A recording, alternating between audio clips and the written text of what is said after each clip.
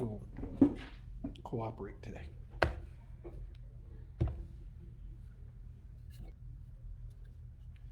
Okay, it's not spinny anymore, so I guess we're live.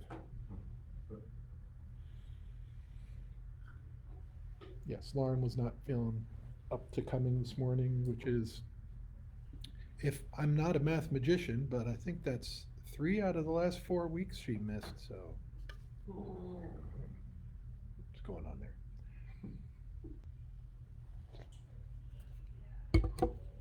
All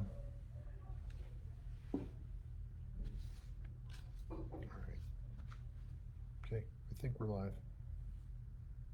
There's no viewers yet, but okay. All right, and let's open up in prayer. Lord, thank you for your people. Thank you for your word. Thank you that we get to dive into this really, really fascinating and deep book. And we just pray your blessings as we go through it, that you would show us your heart, show us your truth in it. In Jesus' name, amen. We are in the book of Ecclesiastes. This is the existential book of the Bible. I mean, Job, I think, could be considered existential, but that's more implicitly existential. Ecclesiastes is explicitly existential.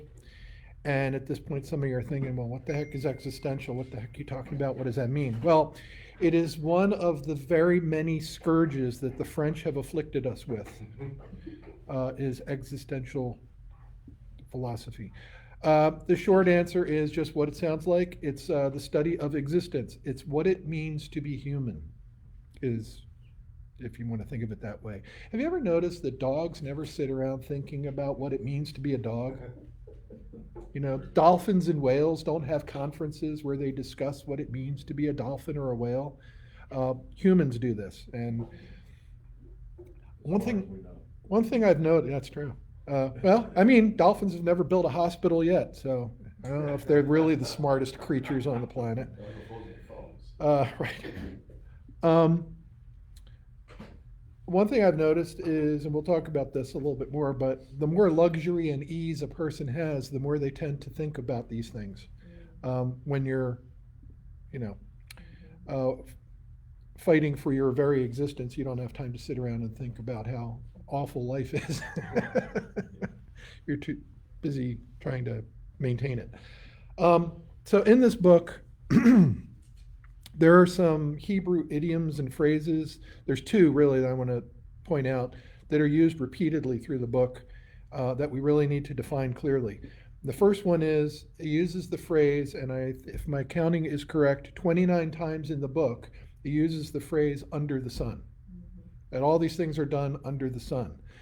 And it's not universally accepted that this is what it means, but I am absolutely positive that this is what it means, because it's the only way the book makes sense, is under the sun is really describing life on earth without God.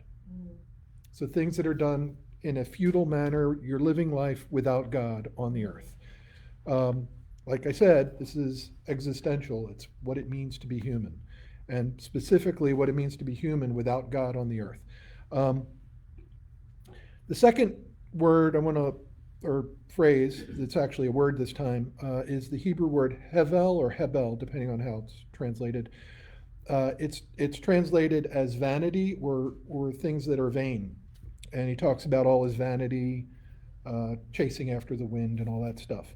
The word literally is the word for vapor or breath. And it's the idea of something that's fleeting. And I thought of a New Testament verse that really describes it in James 4:14. It says, "Yet you do not know what your life will be like tomorrow. You are just a vapor that appears for a little while and then vanishes away." That's the idea of the Hebrew word hevel. And that's, Solomon says basically that all of this stuff is vanity, or something's vain. That's the idea behind it. It's ultimately a waste of time. The point is, our lives are so brief, what we choose to spend our time doing, that it should be important, but in the context of what we actually fill our days with, it ends up being foolish and vain, is the point. Now, I already said Solomon, but the authorship is not certain, but it's really certain. I mean, we don't.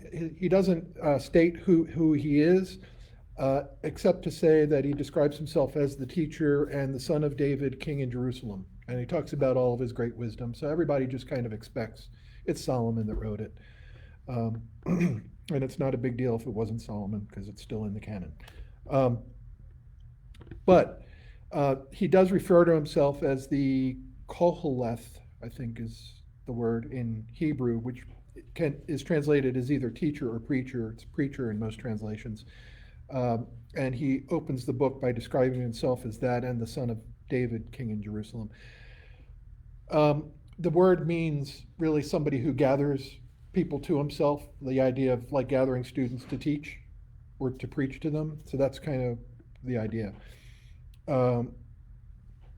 Strictly speaking, any king descended from David could have called himself this, but again, he talks about the expanse of his wisdom and all that, so it's probably Solomon. It is also generally accepted that he wrote this at the end of his life or towards the end of his life, so this is really a cautionary bit of literature for him to pass on to the next generation. And so when the smartest man in the world tells you what he learned over his years on this earth, kind of makes me want to pay attention, and that's kind of the point. Now, the content. He goes over, and I broke it down into like 6 different topics. But the thing is, all right, so the topics are money, power, spirituality, relationships, work, and pleasure. So he goes through over those 6 things. The problem is, it's not organized. He goes back and forth, and you could say, well, these verses deal with this, and those verses deal with that. They're not in sections. And basically, he kind of weaves them like threads through the whole book. So, yeah, I can't do anything to help that. It is what it is. And so it kind of almost reminds you of Proverbs. It's kind of like an anthology of short proverbs that are edited together. And that might actually be what it is. We don't know. But this is it. All right. Let's start off. Chapter 1. We're going to do 2 chapters a week. So it'll be 6 weeks to get through it, excluding the weeks. You know what I'm saying. Mm-hmm. All right. The words of the preacher, the son of David, king in Jerusalem. Vanity of vanities, says the preacher. Vanity of vanities, all is vanity. What advantage does man have in all his work which he does under the sun? Now, this is his thesis. He actually leads the witness a little bit and gives you the answer in verse 2. But his thesis is in verse 3. What advantage does man have in all his work which he does under the sun, is implying there is no advantage in all the work you do on the earth under the sun. Now, this is why I said it's so important that you understand what the phrase under the sun means. Because otherwise you're going to think, well, this guy's just suicidal. I mean, what is the point? His point is, without God, it's all vanity. But I think he is just trying to grab your attention at the beginning. It's like he's asking, have you ever wondered this? Have you ever felt like this? And I think for most people, probably through human history, you have fleeting questions like this.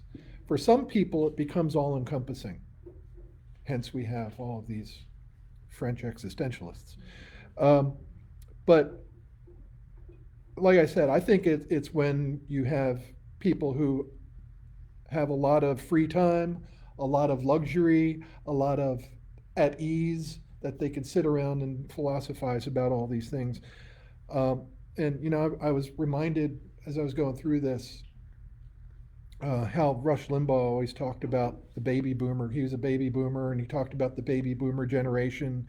And he basically said that most of his generation were just a bunch of narcissistic wimps for spending all their time complaining about the unfairness of this or that. And he always looked back to his parents' generation, the World War II, the greatest generation, and they went through the Depression, and they survived that, and went through the World Wars, and they survived that, and they built up the economy to everything it was, and then had these ungrateful kids that just complained about everything. But like I said, I think almost all of your, philosopher type people, that at least that we know the names of, really came out of either wealth or times of prosperity. And so you think back to the 60s, right? You had all that. The only exemption I could think of to that rule was Dostoevsky, but yet that's the only exception.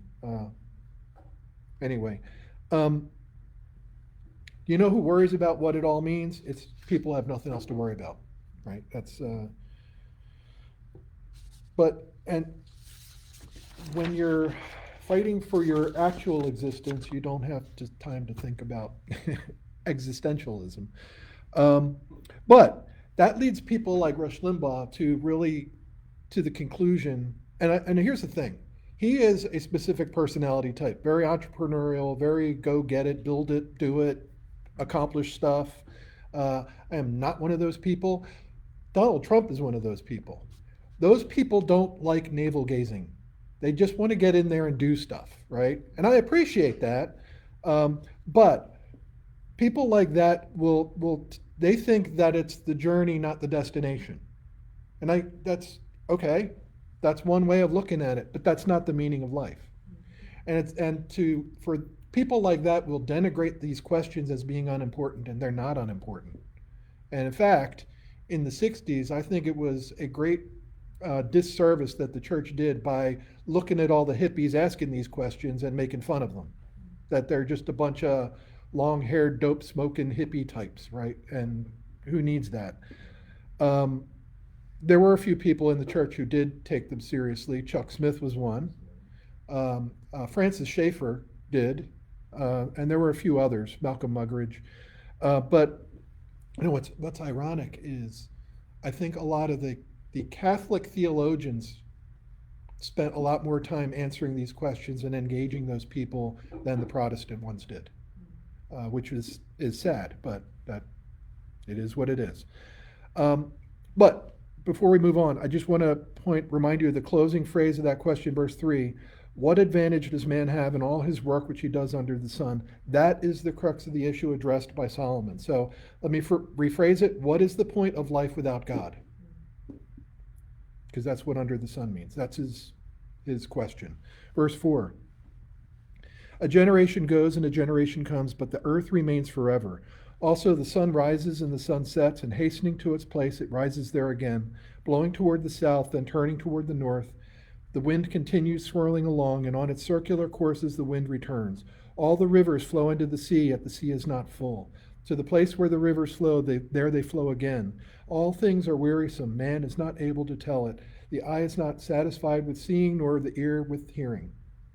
So he's reflecting on how every generation that comes up looks at the world and sees all the problems and all of the possibilities and jumps right in under the delusion that they're going to make things better.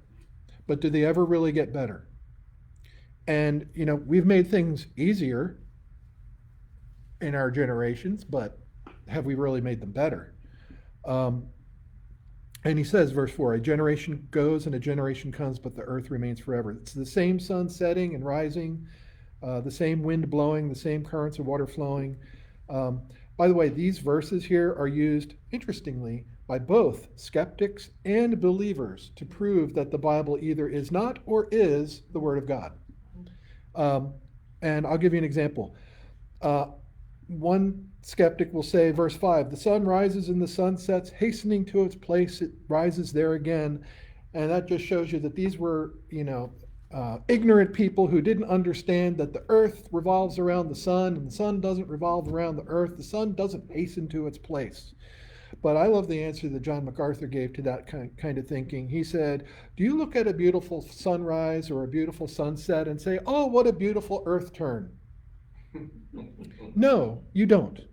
You say, what a beautiful sunrise or what a beautiful sunset, even knowing that it's really the earth turning.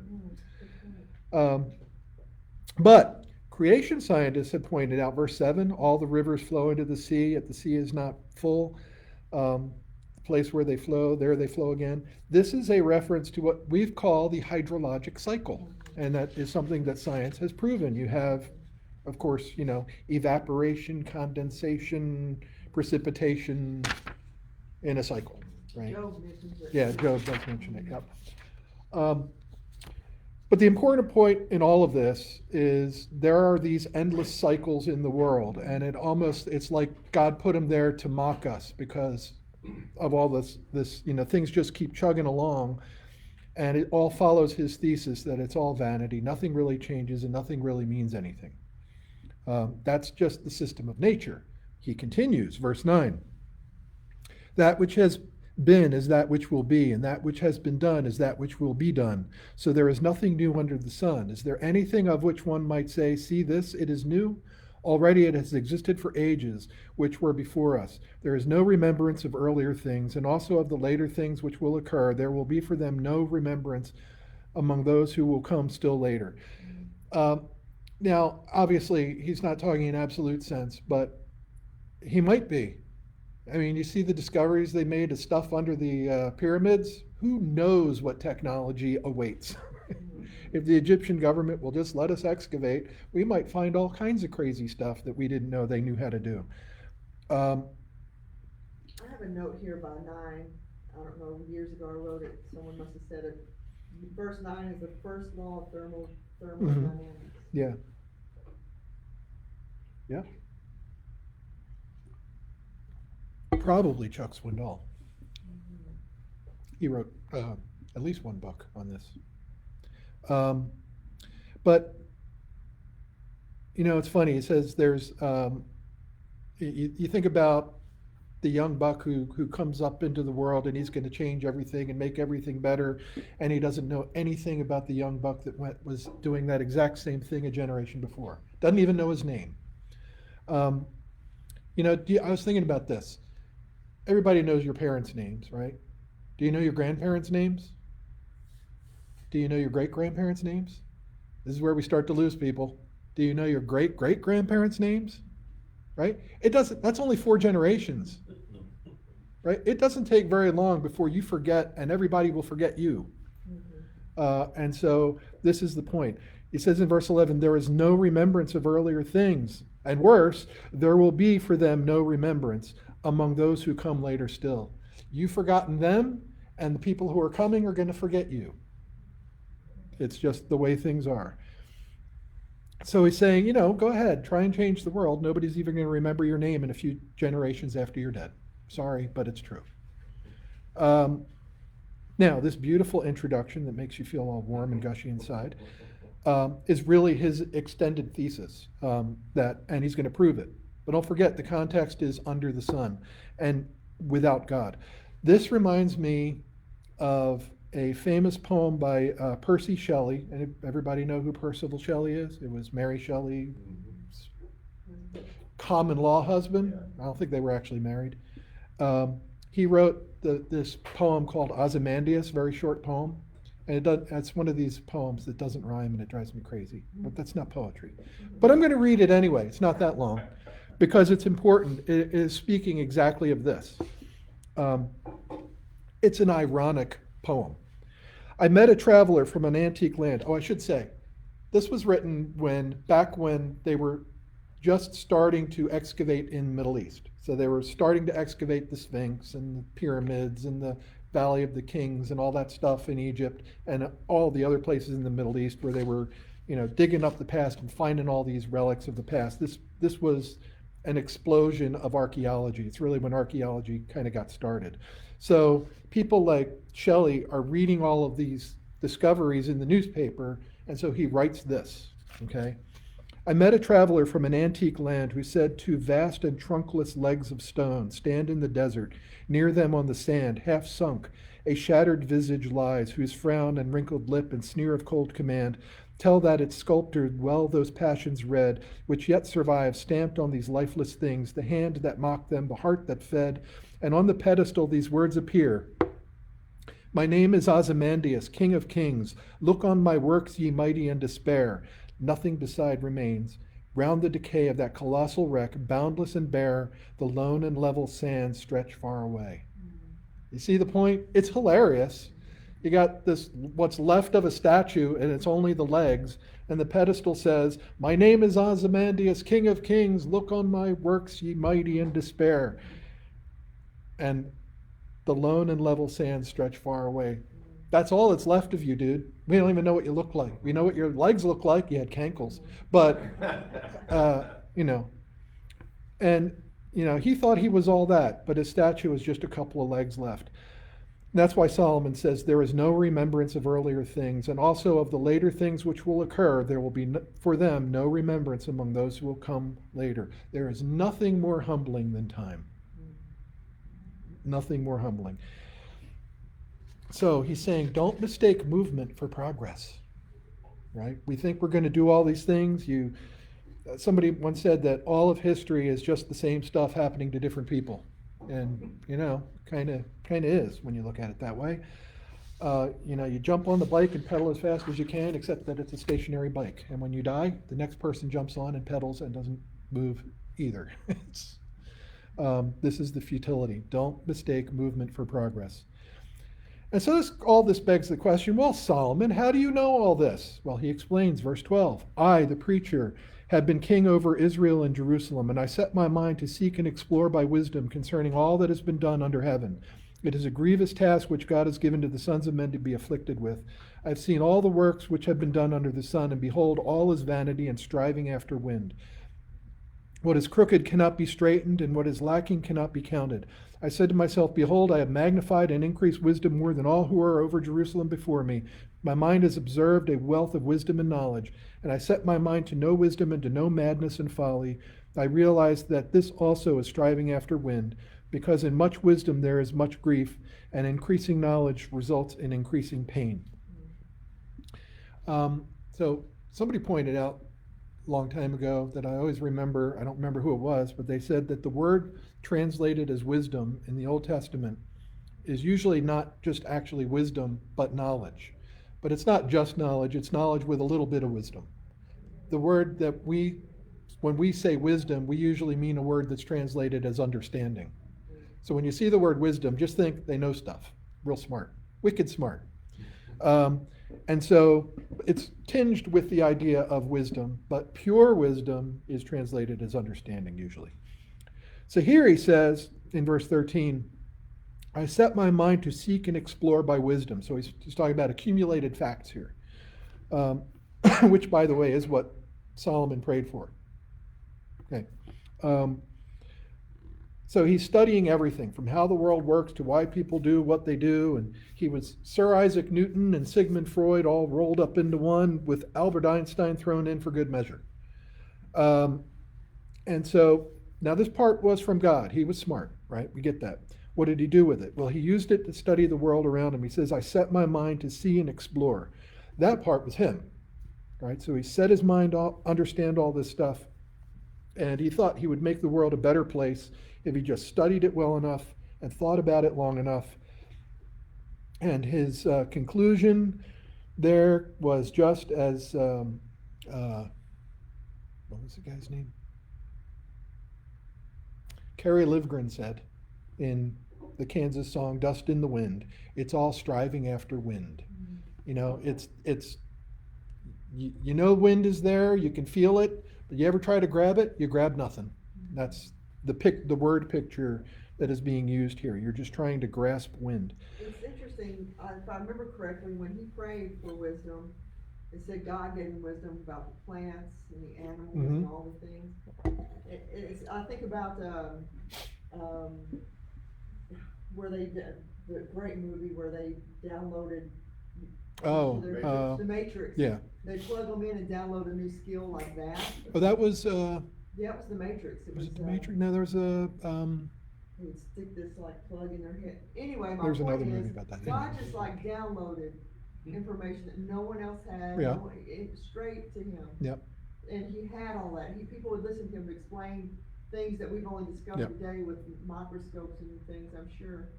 It's amazing. Yeah.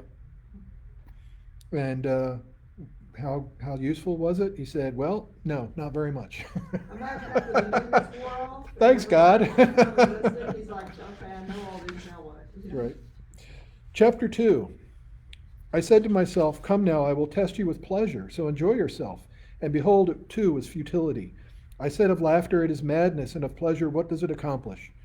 Now, I have to admit, I've always loved comedians. Even Bill Cosby, who is Voldemort now, you're not allowed to say his name, as a kid. Well, I grew up outside of Philly, so Bill Cosby was like the local hero. It's kind of like Lance Armstrong here in Austin, just saying, before you start looking at me about Bill Cosby. Steve Martin, Sam Kinison, you're not supposed to say that name in church. Stephen Wright, George Carlin, and some of these were guilty pleasures. These are not the most pious people ever, I will grant you. But, I was thinking about this. I remember sitting at the dinner table as a kid after school, and my parents, of course, want to know, what great thing happened that day at school. And it would always come down to, for me, who made me laugh the hardest in school that day. That was the thing I would always, because I like to laugh and I like people who make me laugh. And I remember, I mentioned Chuck Swindoll. He was telling a story about a guy who was going through cancer treatment, and the thing that he said got him through it was he rented every Marx Brothers DVD he could find and watched them, and that's what got him through cancer treatment. But that's Solomon's point here, is he looked back on laughter and he says in verse 2, it is madness. And it's true. I mean, what does it accomplish? It accomplishes nothing. I mean, are we the only, like in the last 100 years, are we the only generation where people could actually make a living being a comedian? I mean, I know they had court jesters back in the day, but come on. It has a physical. I get it, yeah. But what does it accomplish? It's like a drug. It makes you feel good for a while, for a minute, and then it wears off. And so in the search for meaning, which is what this book is, it is a search for meaning, it's madness. Verse 3, I explored with my mind how to stimulate my body with wine, and while my mind was guiding me wisely, and how to take hold of folly, until I could see what good there is for the sons of men to do under heaven the few years of their lives. Now this one's interesting because you can read that and say, well, that's crazy. But he's really saying something significant here, and it's not something that is unheard of. He says, I explored my mind and how to stimulate my body with wine. Anybody who's ever had too much to drink probably understand. You can get stupid, sloppy drunk, and that's not what he's talking about here. He's talking about using alcohol as a tool. What is the point of the tool? Well, I put it this way, to see if you can find fulfillment through superior buzz management. What do I mean by that? I'm serious here. You know that a little alcohol can make you happy. He's saying, if I can keep the buzz going, will it give me meaning? No. And you know who else said this? Timothy Leary. You remember Timothy Leary in the 70s? His whole thing was turn on, tune in, and drop out. Right? It was do acid. That was the turn on. Tune in, just, pay attention to the, counterculture. Drop out, join the counterculture. And this new thing that was happening. It's exactly what Solomon is saying, I tried. I tried to stimulate my body with wine while my mind was guiding me wisely. It's exactly what the 60s hippies did. And that's what he's saying he did. Now, but Solomon didn't stop there. Verse 4. I enlarged my works. I built houses for myself. I planted vineyards for myself. I made gardens and parks for myself, and I planted in them all kinds of fruit trees. I made ponds of water for myself from which to irrigate a forest of growing trees. I bought male and female slaves, and I had home-born slaves. Also, I possessed flocks and herds larger than all who preceded me in Jerusalem. Also, I collected for myself silver and gold and the treasure of the kings and provinces. I provided for myself male and female singers and the pleasures of men, many concubines. Then I became great and increased more than all who preceded me in Jerusalem. My wisdom also stood by me. All that my eyes desired, I did not refuse them. I did not withhold my heart from any pleasure. For my heart was pleased because of all of my labor, and this was my reward for all my labor. Thus I considered all my activities which my hands had done, and the labor which I had exerted, and behold, all was vanity, striving after wind, and there was no profit under the sun. Somebody once said that Meaninglessness does not come from growing weary of pain, but it comes from growing weary of pleasure. That's where you get meaninglessness. It's the loneliest moment in your life when you experience that thing that you've been working for and striving for, and committing all of your energy to, and achieving it, and finding that it leaves you unsatisfied. It's I don't I'm not going to pretend to know where Deion Sanders is with the Lord, but he has made a profession of faith, and he talked about. I'm going to quote. I wrote it down actually. A quote that he made when he was talking about how he really came to Christ, and he said this. I remember winning the Super Bowl that year, and that night after the game, I was the first one out of the locker room, the first one to the press conference, the first one to go home. And I remember my wife Carolyn saying to me, "Baby, you just won the Super Bowl. Don't you have a party downstairs or something to go to?" And I said, "Nah," and rolled over and went to sleep. That was the same week I bought myself a brand new $275,000 Lamborghini. By the way, this was in the 80s, when $275,000 was a lot of money.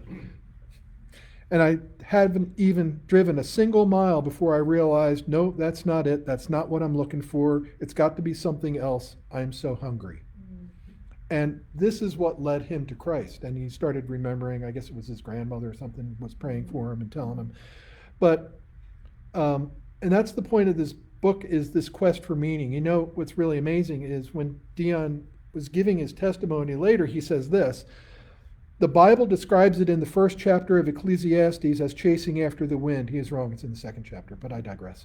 And that's exactly what it was like. I tried to buy myself something to make me happy, and I was even emptier than before because I could see that nothing could possibly satisfy the hunger that was deep down inside of me. Like I said, it's the search for meaning. This existential question comes when you have success and luxury and ease, when you have time to sit, when you've accomplished everything, and you have time to sit down and think about it. It's that God-shaped hole inside all of us, right, that only he fills.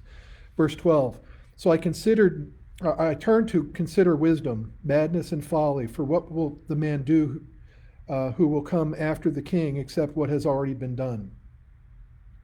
And I saw that wisdom excels folly as light excels darkness. The wise man's eyes are in his head, but the fool walks in darkness. And yet I know that one fate befalls them both. Then I said to myself, as is the fate of the fool, it will also befall me. Why then have I been extremely wise? So I said to myself, this too is vanity, for there is no lasting remembrance of the wise man as with the fool, inasmuch as the coming days all will be forgotten, how the wise man and the fool alike die. So he says, superior buzz management didn't work. So he considered learning as much as he could. That didn't work. The pleasure thing didn't work. And so on the one hand, it's obvious that knowing stuff is better than not knowing stuff, right? That's obvious. It doesn't take a PhD, ironically, to see that. Even a fool will know that that's better to know stuff. But remember that the ultimate goal is to find meaning. And can knowing all the details of how a butterfly flaps its wings give you meaning? No. It can distract you from your lack of meaning for a while.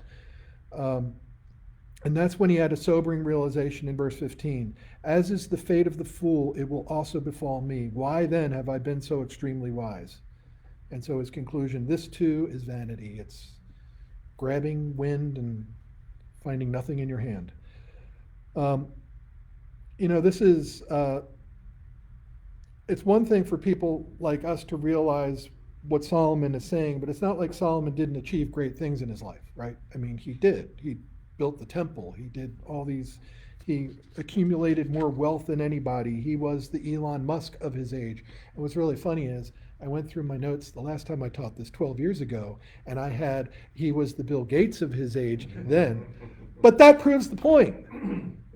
It's the next one replaced the old one, right?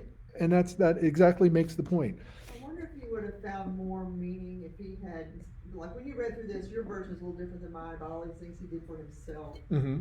If he had done things for the people to make their lives better, to run more efficiently, to be more productive. Well, it says that he did. Oh, did he? Yeah. It doesn't say it here, but it says it in The other one. Kings and Chronicles.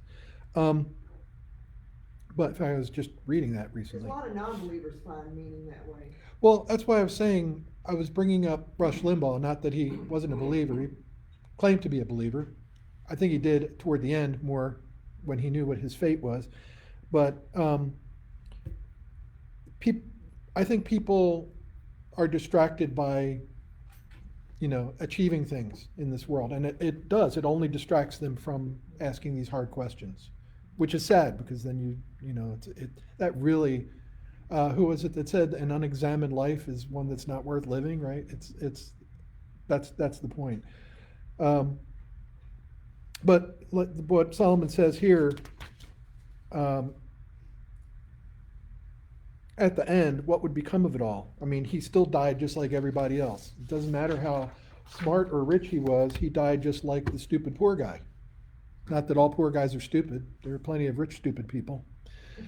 But, verse 17, so I hated life, for the work which had been done under the sun was grievous to me, because everything is futility and striving after wind. Thus I hated all the fruit of my labor, for which I had labored under the sun, for I must leave it to the man who will come after me. And who knows whether he will be like a wise man or a fool, yet he will have control over all the fruit of my labor for which I have labored by acting wisely under the sun. This too is vanity. Therefore I completely despaired of all the fruit of my labor for which I had labored under the sun. When there is a man who has labored with wisdom, knowledge, and skill, then he gives his legacy to one who has not labored with them. This too is vanity and a great evil. He actually says it's evil to work. It's one thing to work and accomplish all these things, but then to give it to somebody who hasn't worked for it is evil. And it is an evil. He's not saying it's an evil act to give them that, but it will lead them to evil, because how many trust fund kids do we know that have screwed up the world? We're staring at a bunch of them in Washington, I can tell you. He's worried here about what would be his legacy. What was he working so hard for anyway? And he hated his life.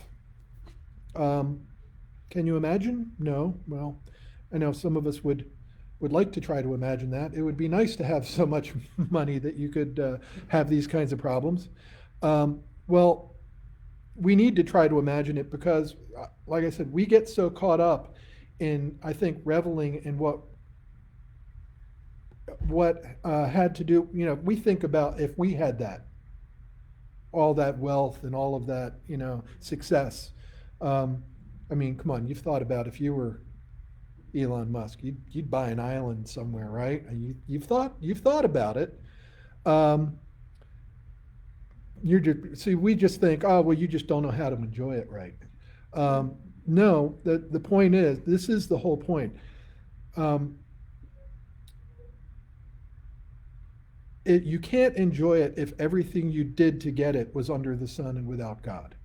That's the point. And I think we get a glimpse here of the real goal from Solomon. But verse 22, for what does a man get in all his labor and in his striving with which he labors under the sun? Because all his days his task is painful and grievous, even at night his mind does not rest. This too is vanity. There is nothing better for a man than to eat and drink and tell himself that his labor is good. This also I have seen, that it is from the hand of God. Who can eat and have enjoyment without him?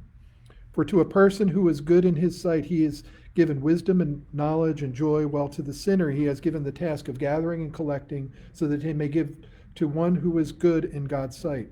This too is vanity and striving after wind. It's not that hard work and enjoying the labors of your work is wrong. He says we're bad. It's something that should be enjoyed. He says, verse 24, there is nothing better than for a man to eat and drink and tell himself that his labor is good. If you've earned it, enjoy it. There's nothing wrong with that. In fact, there's a lot of people in the church that really need to hear that, because some of them are just, just perpetually in a bad mood, if you know what I mean. There are a lot of guys that just need to go buy the Harley already. You know what I'm saying? But finding fulfillment, enjoying your work and the things that you earn by your own labor is a blessing. And he says, this also I have seen, that it is from the hand of God. They're blessings. See them as such. But don't look to them for meaning. That's the point. If there's meaning, it's God who infuses them with meaning. Look through the gift to the giver for the meaning. That's the point. For who can eat, verse 25, who can eat and who can have enjoyment without him? You can't. The most amazing thing is that even if you have none of these things, God still will give you meaning. And so, you have blessings in these ways, then enjoy them because they come from his hand. But again, don't look to them for the meaning, look through them to the God who gave them. There's a famous, I'm doing a lot of poetry this week. There's a famous poet, William Blake, who wrote, he was actually a heroin addict who lived under a bridge on the River Thames. And he talked about when he got into the depths of his despair, he would see the cross on Charing Cross Station in the distance, and that would give him a light for hope. But he wrote this very short little thing. He said, life's dim windows of the soul distorts the heavens from pole to pole and leads you to believe a lie when you see with and not through the eye. The point is, you can look at life very shallow with your eye and see all the shiny baubles and things, and that it distorts reality. He says we need to look through the eye, with the conscience, with the mind, and see life as it actually is. That was the point. The thing you need to look through the thing you're looking at to the God who gives it, is the point.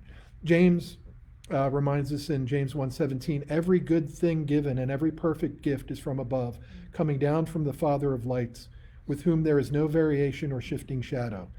And I will just close with this. That verse inspired one of my favorite songs of all time, and it's one of the greatest turns of phrase, in my opinion. Opinions vary, of any song that I know. And if I die and you're wondering what song should we play at Derek's memorial service, it's this one. It's If I Stand by Rich Mullins. And there's a certain phrase in there. He says, the stuff of earth competes for the allegiance we owe only to the giver of all good things. And that's exactly the point that Solomon's making here. Don't live your life under the sun without God. There's nothing to it. It's a waste of time. It's empty and it's foolish. And only God can infuse meaning and satisfaction and contentment into these things. If you have them, enjoy them, but don't forget the giver of all good things, right? Look past the gift to the giver. Right. That's part one. Let's the internet stayed up, yay. Let's close in prayer. Lord, thank you for this reminder. Thank you that, these questions, while we can make fun of them on one hand, they are actually serious.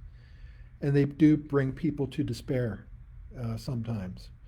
And we thank you that we get to see the unvarnished truth here from Solomon, and that we can see it in our own world, and sometimes we can see it in our own lives, that these things that we strive for, that we think are so important, are just distractions.